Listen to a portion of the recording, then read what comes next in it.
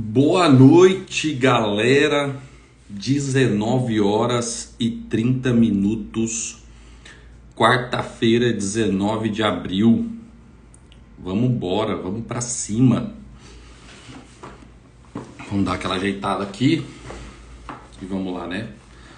Boa noite, pessoal que já tá chegando aí. Sejam muito bem-vindos. É um prazer ter vocês aqui. Fico muito contente. Seja bem-vindo a todos. Vamos dar aí um minutinho pro pessoal. Grande Tiagão, boa noite, meu parceiro. Boa noite, Joel. Seja bem-vindo à aula.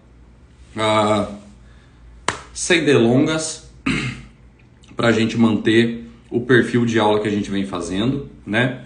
Hoje a gente vai continuar aquela linha de raciocínio das aulas referente ao TRS 398, tá? Que foi uma das sugestões que vocês, seguidores, me deram como temas para a gente começar essas lives na quarta-feira, tá? Então, boa noite, Gabi, seja bem-vinda.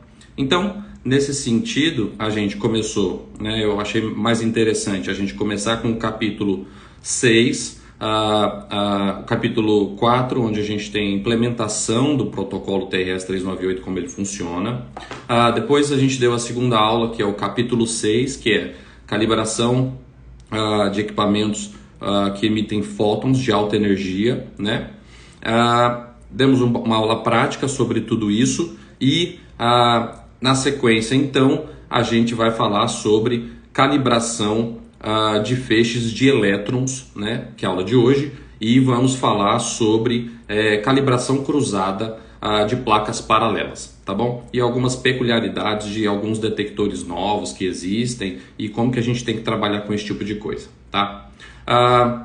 Se alguém tiver alguma pergunta, quiser entrar ao vivo para fazer a pergunta ou quiser mandar pergunta aqui no chat ao vivo, tá? Fiquem à vontade. A aula é para a gente ter essa interação. Acho que o pessoal fica um pouco com vergonha, mas a ideia é que a gente faça essa interação aí, tá? Eu acho que a gente consegue fazer essa aula aí em 30, 40 minutos. Então vamos lá, legal? Bom, então nosso tema hoje é o código de prática para feixes de elétrons de alta energia, capítulo 7 do TRS, tá? E o capítulo 7 do TRS ele é um capítulo específico para feixes clínicos de elétrons que vão aí de 3 a 50 MeVs, tá? Normalmente. E a diferença do TRS 398 para o nosso antigo documento de calibração, que era o TRS 277, é que existe um novo formalismo para profundidade de referência de medida, sai pobre espalhou, que fala o quê?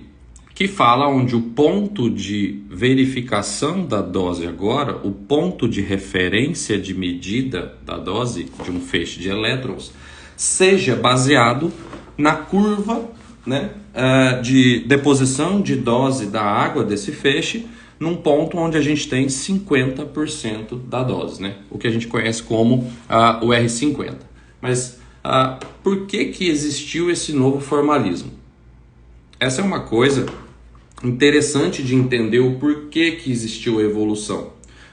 O 398 ele adotou esse novo formalismo do D de referência no R50 porque isso diminui a variabilidade das incertezas que antigamente, se colocando no Dmax, tinha com relação à contaminação das diversas partes do equipamento e do próprio feixe de fótons e outras coisas que não são interessantes e que contaminam o feixe, e diminuiu a variabilidade de máquinas com a mesma energia de medida, né? Então o R50 ele diminui a incerteza do ponto de medida e isso trouxe, né, uma segurança muito maior para a comunidade, que no caso somos nós e os centros de radioterapia de todo o mundo, para utilizar um mesmo protocolo, né, e compartilharem das mesmas experiências clínicas finais que estão baseadas nas considerações técnicas que esses equipamentos estão calibrados, né?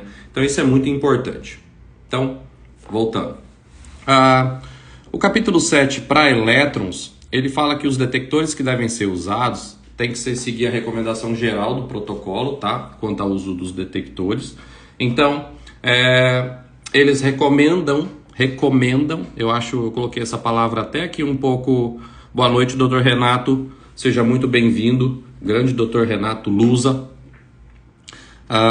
Recomendado, eu acho arriscado colocar como um warning, né? Eu já preferiria colocar recomendado em vermelho, né? Porque eu acho que o uso de câmaras de placas paralelas para todos os feixes de elétrons não deveria ser uma recomendação e sim mandatório, né? O grupo europeu recomenda... O grupo europeu recomenda, não, ele manda, né, que todos os feixes de elétrons seja utilizado câmaras de placas paralelas. Mas o TRS 398 ele só recomenda que seja de placas paralelas e que seja mandatório para os feixes de baixa energia, né? E por que o feixe de baixa energia ele é importante e mandatório utilizar câmaras de placas paralelas? Porque o gradiente em função da profundidade, ou seja, a variação de dose de um feixe pouco energético é muito alta, muito maior do que de um feixe de alta energia, né? O fall-off de dose é muito mais acentuado. Então, o que acontece? Para esse tipo de feixe, a incerteza da média volumétrica do volume do detector, por exemplo, uma câmara cilíndrica lá, a média desse volume nesse gradiente muito rápido aqui ia ter uma medida muito imprecisa, né? E seguir, né, a recomendação para determinar o ponto de referência da câmara de ionização que você está usando. Isso é muito importante, né? Lembrar que os detectores de placa de medida é a superfície interna do detector, tá? E aonde que eu acho isso, Paulo? Você vai lá, pega o manual do seu detector, que você já deveria ter pego antes de pegar o detector, né? E lê a quanto tá de... Então, o que acontece? Você vê a quanto ele está de profundidade. Então, o que é isso? Depois que você posicionar o seu detector na superfície, a primeira superfície lá do detector, depois você vai subir a profundidade que ele falar no manual para você achar a superfície interna do seu detector, e aí sim aquele vai ser o seu verdadeiro zero, né? Se for utilizar câmaras de ionização cilíndrica, lembrar lá na aula do capítulo 4, que eu falei sobre isso, né? De utilizar a câmara a uma profundidade de 0,5 vezes o raio da cavidade da câmara, né? Então você tem um detector lá, se você tem o diâmetro desse detector, você pega o raio desse detector, você pega o raio desse detector e com o raio desse detector você multiplica por 0,5 e aí você coloca, quando você achar lá a profundidade de referência, você desce mais esse valor que você calcular para você realmente estar no ponto efetivo da profundidade de medida que você quer fazer medida, tá? Com relação aos fantomas, aí aqui a gente já vai ser um pouco mais criterioso, né? Padrão é água novamente.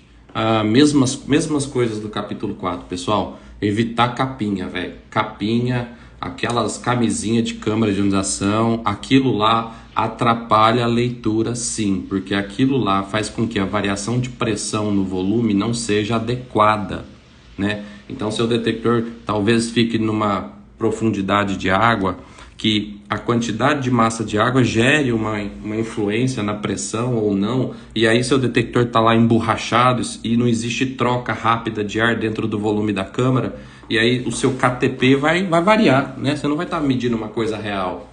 Então, evitar a borrachinha, tá? Se for usar capinha, usar de PMMA, que é o recomendado, com 0,1 a 0,3 milímetros de gap, tá?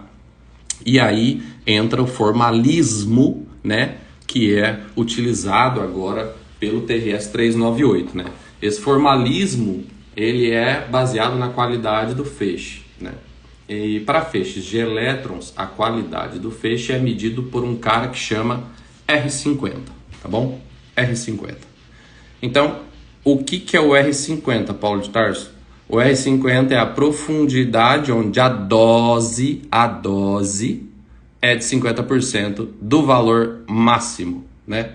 Passou Dmax, puf, aonde bater 50% é lá o seu R50. Ali você encontrou a profundidade do seu feixe, né? Que determina a qualidade do seu feixe, tá? Como é que deve ser feita essa medida? Normalmente, ela é feita com SSD de 100, campo 10x10 para feixes menos energéticos e campo 20x20 para feixes mais energéticos, tá? Mas isso é uma recomendação do TRS, por quê? Porque a ideia de se utilizar... Vai lá, doutor Renato, boa noite. A ideia de se utilizar para feixes menos energéticos, um cone menor, e para feixes mais energéticos, um cone maior, é você atingir na região onde você vai fazer medida uma uniformidade do seu feixe. A ideia, medindo com câmaras de placas paralelas, é você não ter variações na fluência, né? Por exemplo, um flattening filter free de elétrons, não sei. Mas isso aqui não é interessante, né? Isso aqui atrapalha a composição dos fatores de perturbação e do stopping power, porque um feixe assim, polienergético, ele vai ter numa mesma região elétrons de diversos tipos de energia. Isso influencia demais os resultados e certezas de medida, né? Então a ideia de se usar um cone de 10 ou de 20 é manter uma uniformidade no seu feixe, tá? Agora, ele fala aqui, que eu até coloquei aqui em azul, aqui, ó. Você pode utilizar um cone de referência maior para todas as energias, né? Um cone de referência, por exemplo, eu faço dosimetria e meus elétrons são calibrados com referência num cone 15x15, né? Então eu posso determinar meu R50 num cone 15x15. No nosso caso, a gente mediu o perfil de elétrons na profundidade do Z de referência e a gente viu que o perfil dos feixes de 6, 9, 12, 15, 18E são muito, muito lindinhos assim, né? Então, no nosso caso, usar um cone de 15 para todas as energias não é proibitivo, né? Então, tem que entender essa flexibilização do protocolo para você usar adequadamente, né? Conhecendo a sua máquina e como é o perfil do seu feixe, por exemplo, equipamento Siemens tem um perfil de 6 MeV que é assim, como se fosse uma parábola, assim, um negócio bem, sabe? Então, se você conhece o perfil da sua máquina, veja se ele é estável num campo pequeno ou num campo maior e utilize o cone onde a fluência do feixe, a curva, né, de OCR, seja a mais uniforme possível, beleza? Vamos lá. Bom, ela deve ser feita preferencialmente com placas paralelas e se você estiver usando câmara cilíndrica, lembrar de botar 0,5 vezes o raio da cavidade, né? E aí vem uma parada aqui que, ó, tem que tomar muito cuidado, galera, que é esse ponto bem aqui, ó, esses itens aqui, ó, esse cara aqui, tá? As medidas de carga que a gente vai encontrar são a curva de ionização que eu vou ter no meu feixe, tá? Então, se você for lá com o seu detector e posicionando ele de 5 em 5 milímetros assim, ó, e for levantando uma curva de PDP na unha, né? Essa curva de PDP que você está levantando aqui não é uma curva de PDP, é uma curva de ionização em função da profundidade. Beleza? Então, primeira coisa que você vai ter que fazer, cidadão, é transformar a ionização em dose.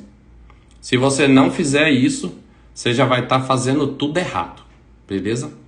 E como é que eu transformo ionização em dose? Eu vou lá e divido os valores que eu encontrei pela razão stopping power da água em relação ao ar para a energia do feixe naquele ponto. Caralho, Paulo, aí fudeu, né? Não, olha só. É aqui que está o ponto chave. Por que quando eu faço uma medida com fótons, eu já encontro a PDP e quando eu faço uma medida com elétrons, eu encontro uma curva de ionização na profundidade? Moleque, é aí que tem que entender. Presta atenção. Um feixe de fótons, quando entra num paciente, tem uma variação média de energia em uma quantidade muito pequena. Isso influencia a relação de stopping power para o feixe de fótons em valores insignificantes.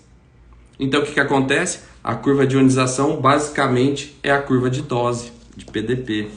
Nos elétrons, a variação energética do feixe em função da profundidade é gigantesca.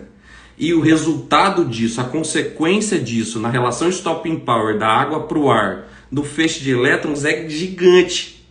E isso faz com que exista uma grande diferença entre o formato da curva de ionização em função da profundidade e o formato da curva de uma PDP de elétrons. Beleza? Próximo.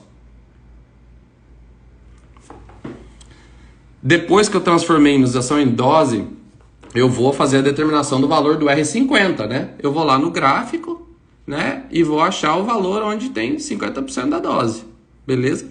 E aí, com esse valor aqui, eu jogo na equação TRS e encontro a profundidade, a bendita profundidade, onde você, cidadão, vai colocar o seu detector para fazer medida de dose do seu feixe de elétrons. E como é que é calculado isso daí? A profundidade do Z de referência para o seu feixe é igual a 0,6 vezes a profundidade do R50 menos 0,1. Beleza? E aí, o que a gente tem com isso? Bom, uma coisa que é importante aqui é que, né, o Z de referência, normalmente, às vezes confunde isso aqui, tá? O Z de referência, o Z de onde você faz medida, ele é muito próximo do valor do Z máximo, tá bom? Muito próximo, principalmente para as energias pequenininhas. Mas para as energias maiores, onde o platô é mais suave, normalmente o Z de referência ele é mais profundo, porque ele só tem relação com o R50. Ok? Normalmente, para energia muito grande, o platô, quando a gente olha o platô do elétron, ele é tão plano, que às vezes o ruído da medida faz o Dmax ser muito antes do valor do D de referência. Aí o físico que acabou de sair, está estudando, não pegou para ler com calma, pum, cai, faz besteira. Cuidado. Mas é importante saber isso aqui. Vamos ver se eu não estou esquecendo nada aqui, não. E aí, galera, olha só, a gente com isso tem então, a determinação da qualidade do feixe, a gente consegue ver a profundidade onde a gente vai fazer medida. E aí, a gente começa a fazer medida de dose, tá? Aí não tem muita variação não, galera. Mesmo o formalismo do capítulo 3 lá, tá bom? A dose na água para um feixe de energia Q vai ser a leitura a leitura do nosso detector nesse feixe de energia Q, vezes o fator de calibração de dose na água para o meu feixe de referência, que o meu detector foi calibrado, vezes o fator de correção energética, né, entre a energia que meu detector foi calibrada e a energia que eu estou fazendo medida, né? Por exemplo, o detector foi calibrado para um cobalto e eu estou fazendo medida num feixe de 9 de elétrons, né? Formalismo é o mesmo, não muda nada. O que muda é quando a câmara de ionização ela é calibrada de forma cruzada num feixe de elétrons, tá? O KQQ0 ele vai ser dividido em uma energia intermediária. A gente vai ver esse procedimento matemático aqui agora, tá? Quando não, Paulo, eu peguei uma câmara de ionização que veio dos Estados Unidos, calibrada num feixe de cobalto. Aí, meu parceiro, você tá de boa, porque você só vem aqui nas suas medidinhas. Cadê a tabela? Você só vem aqui nas suas medidinhas e utilizando a tabela 7.3, você vai ter o seu KQ em função do R50, beleza? Para câmaras calibradas em cobalto. Aí fica fácil, tá? Você não vai ter que usar o procedimento que a gente vai explicar do KQQ-Croix aqui, tá? Mas se você é um cidadão brasileiro e não faz calibração de câmaras de placas paralelas, né, faz cruzada no seu departamento, aí, meu parceiro, você vai ter que fazer esse procedimento aqui que a gente vai tentar explicar aqui um pouquinho para vocês, tá? Para câmaras calibradas em várias qualidades de feixes de elétrons, né? É obrigatório, o TRS fala que é obrigatório recalibrar esses detectores a cada 6 anos, no máximo, mas graças a Deus, no Brasil a gente tem aí uma normativa que até as calibrações cruzadas têm que ser feitas a cada 2 anos, né? É importante sempre renovar as calibrações cruzadas quando os seus detectores foram recalibrados. E aí, o que é uma calibração cruzada, galera? Calibração cruzada é um processo simples, né, de calibração da câmera do usuário, onde ele vai comparar diretamente no feixe dele leituras com o detector que foi calibrado no laboratório, né? Então a gente está falando do quê? A gente está falando de um detector de placas paralelas e uma Farmer, beleza? É isso que a gente está fazendo. A gente vai colocar esses caras numa mesma situação conhecida, né? E utilizando os fatores corretivos certos, a transportar o fator de calibração deste detector para este detector. Legal? E depois podermos utilizar este detector para fazer medidas no nosso feixe de elétrons. É isso. Perfeito? Então, o TRS recomenda que você utilize feixes mais energéticos possíveis, tá? Na ordem de 16 MeVs, 18, 16 MeVs eu acho importante, tá? Você tem que ter o R50 em torno de 7 gramas por centímetro quadrado, tá bom? E matematicamente, como é que é a relação entre o fator de calibração que a gente quer encontrar e o fator de calibração que a gente tem na nossa câmara de ionização calibrada no laboratório, Paulo?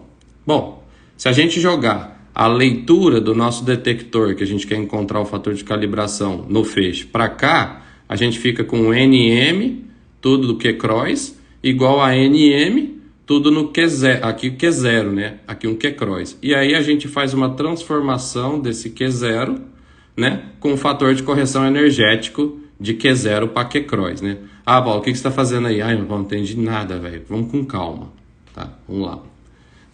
Tudo que está aqui embaixo, galera, é em relação ao que a gente está falando, o quantitativo. Então, o fator de calibração do detector X, que é o de placas paralelas, para dose na água, para um feixe de energia Q-cross.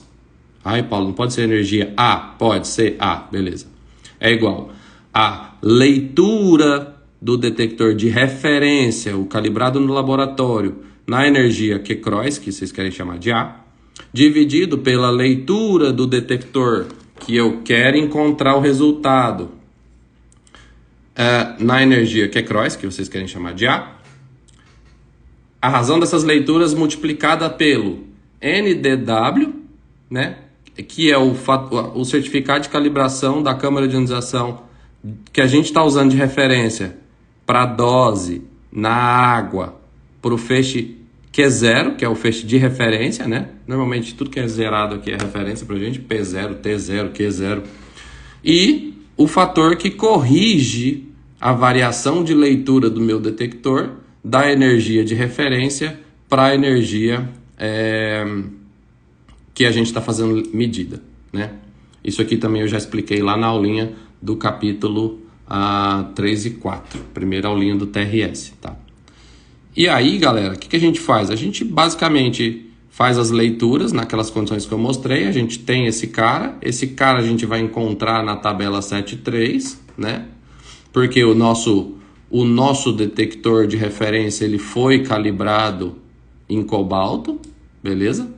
E aí a gente faz a matemáticazinha e encontra o NDW, né, da minha câmara de placas paralelas em dose na água para energia. Qual energia? A energia mais energética que eu tenho na minha máquina. Ah, Paulo, eu tenho 15, uso 15. Legal? Agora, beleza, Paulo. E aí eu tenho essa câmara de ionização aqui, ó. Eu tenho uma SNC 350P, né, da Sun Nuclear, né? Essa é que eu tenho. E aí, que câmara é essa? Ah, primeiro, bom, essa é uma câmara que segue os padrões da Ross, né? De design da Dr. Ross, que é a câmara do tipo Ross. E então eu posso usar a curva da Ross aqui, ó. Pode. Ela segue o design. Agora, ela é realmente igual? Vamos lá no fabricante. Né? Ah, Paulo, não sei se é igual. Ela fala que segue o design, mas eu não acredito, não. Eu também não acredito, não. Então, pensando nisso, né? E pensando no fato de que alguns detectores, né, que existem hoje, eles não estão descritos no TRS 398, né, porque alguns deles foram desenvolvidos depois do lançamento da versão de 2004. Esses detectores, o próprio TRS mostra, e eu falei na aula, a gente deve caracterizar um laboratório certificado, deve caracterizar as condições do que é um detector, como é que é a reprodutibilidade dele, linearidade dele, enfim, testar ele sobre diversas condições, né?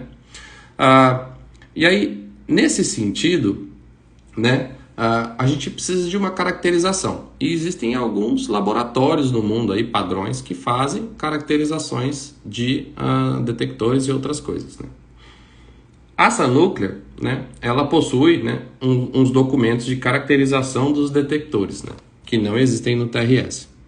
Então, esse aqui é o documento, né, do NRC, que é o Laboratório de Pesquisas Nacionais Canadá, e eles fazem a caracterização da SNC 350P sobre diversos aspectos, né?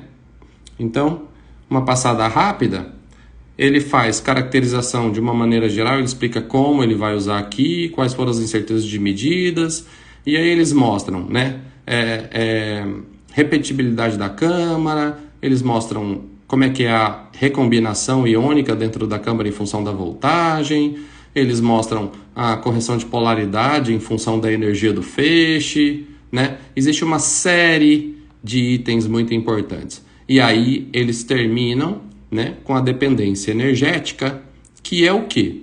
Que é o KQ, né? O KQ da minha câmara é a dependência energética que meu feixe, que meu detector tem quando o feixe que atravessa ele tem diferentes energias, né? Então, quando a gente olha para esse gráfico, a gente vê o quê? A gente vê em azul aqui o que seria o design oficial de uma Ross, né? Da PTW Ross, aqui em azul. Aqui em preto, as leituras feitas experimentalmente. E em vermelho, um fit polinomial, exponencial, em função do R50, que explica a função do KQ, né, em função de quem? Do R50. Então isso aqui nada mais é do que uma função linear, né, que está representada numericamente aqui, né, aqui. Né? O que eu tenho? Eu tenho KQ em função do R50. É a mesma coisa, só que aqui em função de uma equação, né? O que torna muito mais fácil para a gente, né? Então, olha só, aqui a gente tem a descrição da SNC 350P. Então, quem trabalha com esse detector aí não tem conhecimento desse documento e quiser melhorar os resultados, porque para energias muito baixas existe uma variaçãozinha de se usar a tabela do TRS e usar o KQ polinomial descrito por eles, né? Então é interessante aqui. E quando a gente calibra aqui para feixes bem grandes, né, se utiliza a calibração cruzada para fazer aqui com 18 aqui, aí não existe uma variação muito grande, então o ponto inicial do KQ cross não vai influenciar tanto, mas Se você usar um feixe, por exemplo, de 12 ou de 9 para fazer o seu KQQ Cross, né, a sua maior energia for uma energia entre 9 e 12 aqui, talvez o seu ponto inicial de determinação do seu NDW já tenha uma incerteza maior, porque você está numa região onde, se você usar o valor do TRS, existe uma distância maior entre os dois, as duas linhas aqui, ó, né?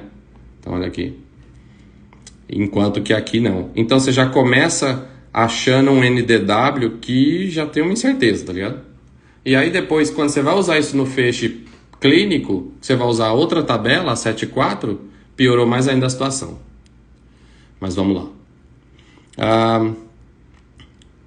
Então tá. Então, depois que eu faço a calibração cruzada, o que eu faço depois para usar, Paulo? Bom, lembrar, né, que a gente está com câmera de placas paralelas e a gente encontrou o valor de NDW Q-Cross, né, que é a maior energia que a gente tem na nossa máquina, né? Quando a gente vai realizar medidas em outros feixes de elétrons, bom, se eu achei esse NDW Q-Cross aqui, Paulo, eu depois vou fazer uma medida lá no meu feixe de 18 MeVs. O que eu faço? Você já tem o fator NDW, você tem a leitura, os fatores de correção da leitura, né, os fatores de correção indiretos, que a gente citou na outra aula já.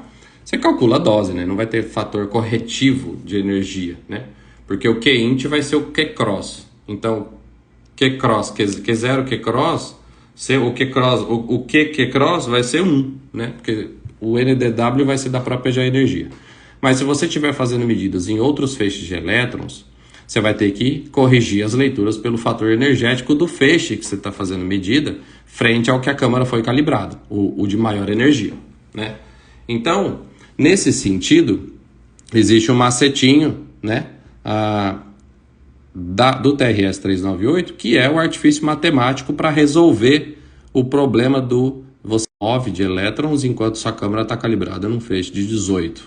Legal? Então, o que você faz? Você faz uma derivação básica, né? Onde você... Voltamos? Vocês estão me ouvindo, pessoal? Alguém pode falar que tá, que não tá, não sei. Ninguém? Acho que não.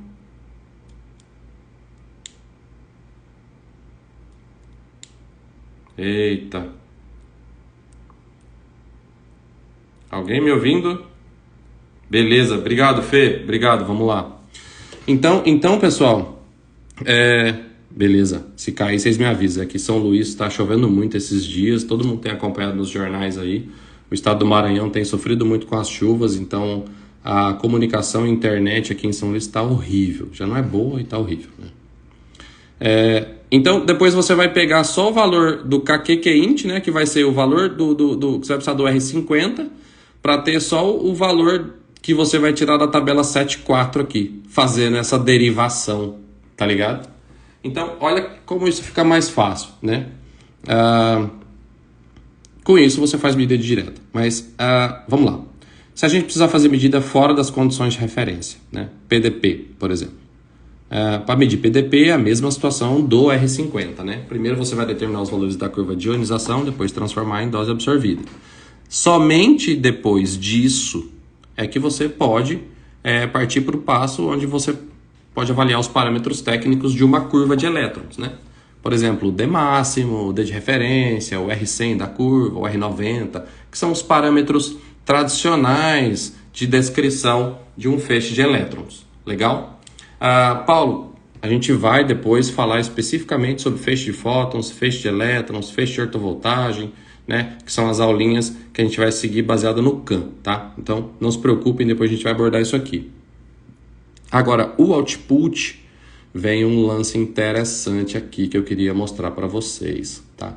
A definição de output para o TRS 398 são medidas que devem ser feitas com SSDs utilizados clinicamente, normalmente 100, 105, 110, né? E na profundidade de dose máxima do feixe, do cone que você está usando, tá bom? E aí, como é o output é relativo a quem? É relativo às condições de referência que você fez medida de dose. Por exemplo, eu uso um cone de 15. Ah, Paulo, uso de 10. Então vai ser medida nas condições de referência. Em qual profundidade? Na profundidade de referência. Eu até botei em cores distintas aqui, ó. Isso aqui não tem nada a ver com a tabela de output que você coloca no seu TPS, tá? Ah, Paulo, aquele fator relativo do output dos meus cones de elétrons no Eclipse, ele é isso aqui? Não.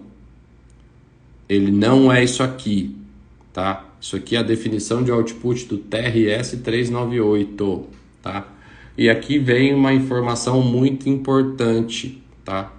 Campinhos pequenos que tem área útil pequena tem uma variação muito grande na PDP, porque o feixe fica muito filtrado, tá? E isso altera demais o resultado final do output desse campo. É por isso que é muito importante levantar output no seu serviço para campos colimados, principalmente quando a área colimada é maior do que 50% da área total do campo. Tem um colega físico que fez um trabalho há muitos anos atrás muito legal sobre isso, que é o Milton Lavor. Depois vocês pesquisem aí no Instagram, Milton Lavor, beleza?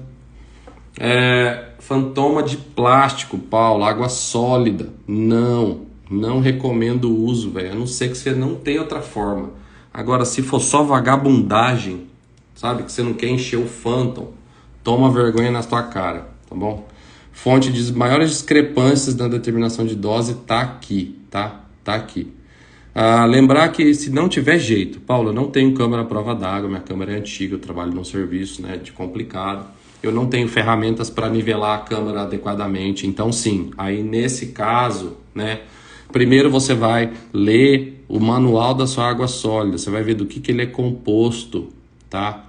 Primeiro você tem que saber aqui, ó, por exemplo, aqui, ó, manual da IBA, SP34 e SP33, são dois tipos de águas sólidas que a IBA vende, olha aí. Muito conhecido o SP34, muita gente tem uma caixa disso daqui, uma caixa comprida, cheia de lâmina de água separadinha, de 1 em 1 centímetro, né? O SP34 é feito de RW3, que é poliestireno com óxido de TI, que porra é essa, não sei. E o SP33, óxido de titânio, e o SP33 é de PMMA, né? Agora, se você for mais chique, talvez você tenha uma solid water, né? Aí uma solid water, a gente está falando de um material com uma outra densidade. Então, olha só, são materiais que têm uma variação de densidade muito grande. E isso reflete um fator de correção que chama o CPL, que é o C plástico, tá? Isso aqui é importante, que se você estiver utilizando fantomas de água sólida, você tem que saber qual CPL você vai utilizar, para você saber calcular exatamente a profundidade na água que você está fazendo em relação à profundidade no plástico. Beleza? Esse cara aqui é muito importante. Então, conhecer sua água sólida é extremamente importante. E qual a incerteza de se fazer dosimetrias de elétrons, pessoal? A incerteza é, para feixes calibrados em câmaras calibradas em feixe de elétrons, 1,4%, tá? E baseado em câmaras calibradas em feixe de cobalto, 1,6%. Então, quem utiliza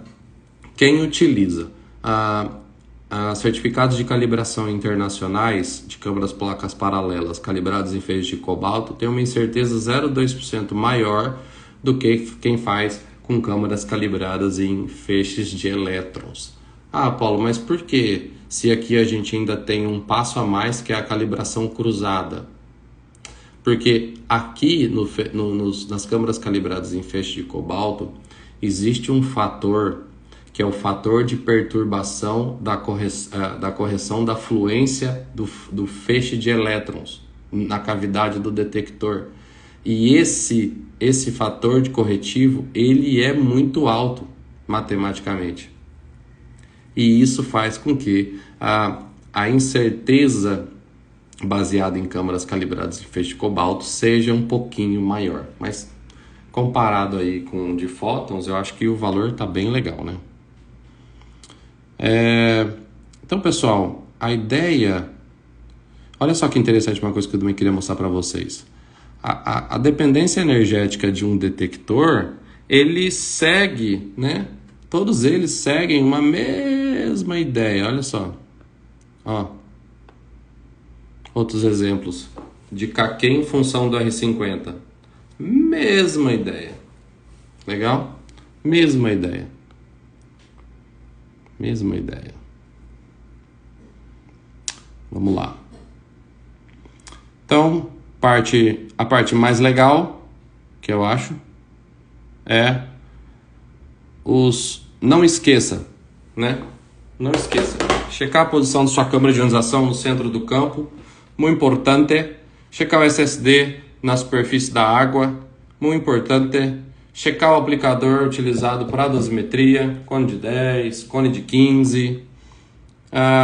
Colocar tensão no detector e testar corrente de fuga, né? Se for possível, utilizar a medida de background.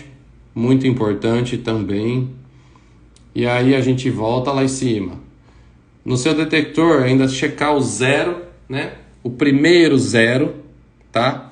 Porque a gente tem que lembrar que depois que você encontrar esse zero, você vai ter que colocar no seu ponto efetivo de medida. Legal?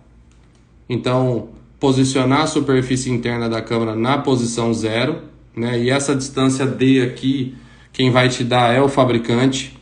Legal? Importantíssimo, checar o nivelamento da câmara de ionização. Ela não pode estar torta, meu parceiro. Então você vai subindo ela, vai subindo. Quando você viu que tocou lá, você, desce a linha e sobe de novo. Não, desce a linha e sobe de novo até ficar perfeita, beleza? Por quê? Porque a dependência angular desses detectores é muito alta. Então, se você não posicionar esse detector direito, você vai estar colhendo leituras incorretas. E isso é uma coisa que às vezes a gente não presta atenção, porque quando a gente usa câmara Farmer, a dependência direcional desse cara, se ela ficar girada, não tem, né? Porque é um cilindro, né? Beleza? Então, não vamos esquecer dessa etapa, muito importante também. Checar a profundidade do detector. Aí eu botei o Z de referência aí, tá? Para isso, determinar tudo aquilo que a gente tem que determinar. Checar a temperatura da água e pressão atmosférica para a gente fazer todas as continhas. Beleza? E aí vem a nossa prática. E a prática do dia de hoje é a calibração cruzada de um detector de placas paralelas, né? Parte prática. Prática é isso, gente. Vamos posicionar o detector calibrado, que no nosso caso é uma Farmer, nas condições de referência, tá? Quais são as condições de referência? A profundidade de referência, o SSD de 100 centímetros, um cone de 20 no nosso caso, né? O feixe de elétrons mais energéticos, tá bom? Vamos coletar carga para as 3 tensões, né? Menos 300 volts, menos 150 ou menos 100. A gente falou sobre a relação de como usar isso daqui para calcular o KS, tá? Se você quer utilizar a relação entre eles 2 ou a relação entre eles 3, lá na aulinha, da primeira aula do TRS. E coletar mais 300 volts também, tá? Coletar temperatura e pressão para a gente fazer cálculo do KTP, né? Depois de ter posicionado, coletado as cargas e a temperatura e pressão, a gente vai tirar esse detector e vai colocar o detector de placas paralelas. Fazer tudo que a gente tem que fazer para colocar nas condições de referência anteriores. Na mesma profundidade de referência, SSD de 100, cone de 20, no mesmo feixe. Coletar as mesmas cargas, temperatura e pressão, tá? E aí, o que eu vou fazer com essas informações? Você vai calcular os fatores corretivos, KTP, o KPOL, o KS. Você vai calcular a leitura corrigida, que é o nosso M do detector de referência na energia Q-Cross, que vocês queiram chamar de A. E você vai coletar o valor do seu certificado de calibração, o NDW, né? E aí, com o uso do valor do R50 do feixe utilizado, você vai calcular o valor do KQ-Q-Cross do detector de referência utilizando a tabela 7.3, a primeira tabela, tá bom? Isso tudo é o que você vai fazer na prática depois de coletar as informações com a Farber, tá bom? Só seguir aqui, ó. Só seguir. E aí a mesma coisa aqui embaixo, com o detector de placas paralelas, calcular os fatores corretivos e a leitura corrigida. Porque lembra, a gente vai precisar do quê? Né? O que é o NDW? O NDW é a relação das duas leituras, e essas leituras têm todos aqueles fatores corretivos, né? Vezes o valor do certificado de calibração, vezes o valor do KQ-Cross Q0 da câmara de referência, que você vai pegar aqui na tabela 7.3. Ok? Por exemplo, estou usando uma Farmer da PTW, Paulo. Você vai vir aqui na Farmer PTW 30010, que é a mais famosa do Brasil, que o pessoal usa. E vai achar lá o valor de correção em função do seu R50. Perfeito? Volta para lá. E aí, com isso, você vai ter o que, meu parceiro? O seu NDW Q-Cross para a sua câmara de placas paralelas. Então não é difícil, galera. É só entender a dinâmica. E aí eu tô pronto para usar ela após a calibração cruzada, né? Aí é só seguir os passinhos da parte prática da aula do TRS 398 e Fótons que tem aí no canal. Beleza, beleza, beleza, beleza, beleza. Então, people, antes que vocês saiam todos, muito obrigado de coração a todos que ficaram até aqui assistindo a aula. A ideia é sempre trazer de forma prática, assim, hoje se estendeu um pouco mais, foram quase 50 minutos de aula, mas a ideia é mostrar como fazer o procedimento de calibração na parte prática, bem dinâmico. Mostrar um pouquinho do código de prática para elétrons, né? E colocar alguns insights que são importantes, na minha opinião, né? Se alguém tiver alguma dúvida, alguma coisa, por favor, mande uma mensagem. Estou à disposição para tirar todas as dúvidas aí, tá bom? Obrigado a todos, uma ótima noite e a gente se vê na próxima aula.